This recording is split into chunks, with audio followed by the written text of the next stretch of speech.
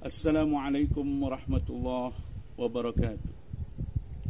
Saudaraku sebangsa dan setanah air, dimanapun Anda berada, ketika kita melihat sebuah keindahan alam, apa yang mesti kita lakukan?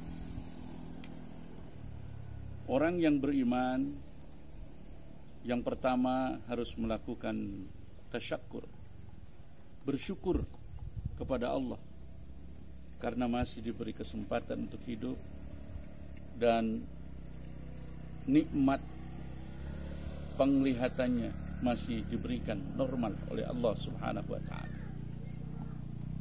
Yang kedua, jadikan sesuatu yang indah di pandangan mata ini sebagai bahan untuk tadabbur kita kepada Allah. Tadabbur atas ciptaan Allah dan kemudian tafakkur.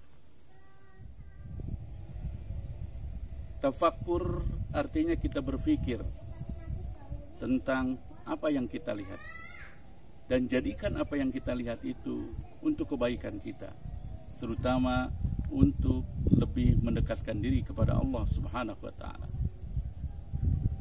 Ada 5 hal yang bisa kita tafakkuri dan itu bisa meningkatkan keimanan dan ketakwaan kita kepada Allah.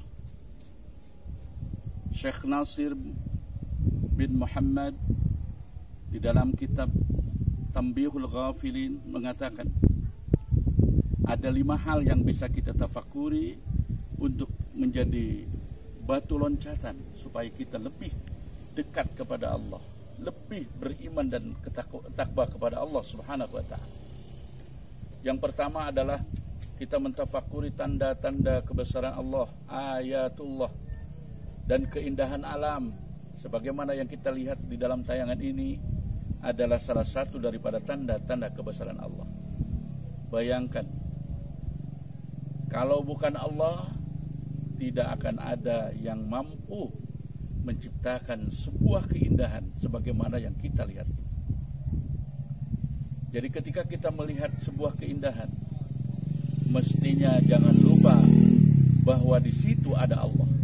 Bahkan orang-orang yang sudah tingkat keimanannya tinggi, mereka akan melihat Allah sebelum melihat keindahan itu sendiri.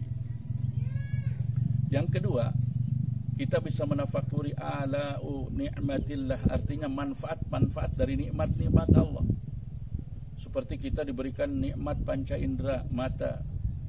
Tapi bukan hanya nikmat matanya, tapi ada nikmat manfaat dari mata itu sendiri. Kadang ada orang yang dikasih mata tapi tidak memiliki manfaat, seperti buta.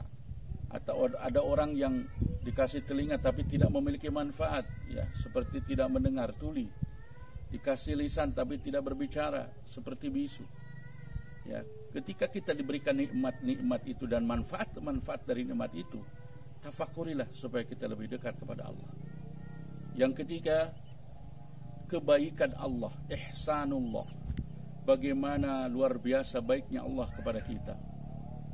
Allah ciptakan kita, Allah langsungkan kehidupan kita, Allah jalankan jantung kita, Allah jalankan paru-paru kita, Allah jalankan ginjal kita, nadi kita, dan seluruh organ tubuh yang ada pada diri kita yang menjadi syarat hidupnya kita, Allah jalankan langsung oleh zatnya sendiri.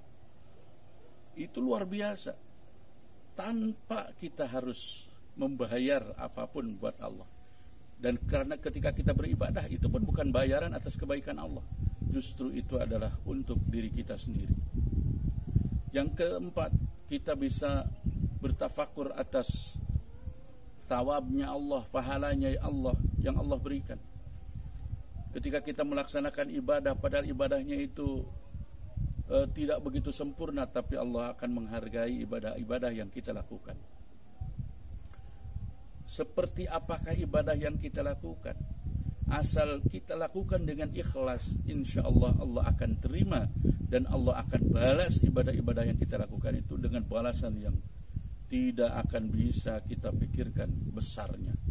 Seperti ada orang yang dikasih surga, seperti ada orang yang dikasih gedung di surga. Itu sesuatu yang luar biasa yang tidak bisa kita bandingkan. Padahal ibadah yang kita lakukan itu begitu sembrono dan begitu penuh dengan kelalaian. Yang kelima, salah satu yang bisa kita jadikan tafakur adalah azabnya Allah, siksanya Allah. Begitu beratnya siksaan Allah, begitu kerasnya siksaan Allah. Tidak akan ada orang yang mampu menahan siksaan Allah, baik pada saat dikubur di alam barzakh, apalagi nanti pada saat di neraka.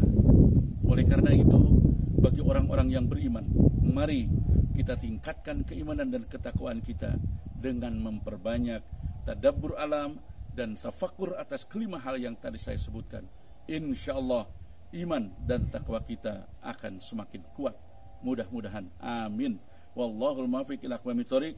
Assalamualaikum warahmatullahi wabarakatuh.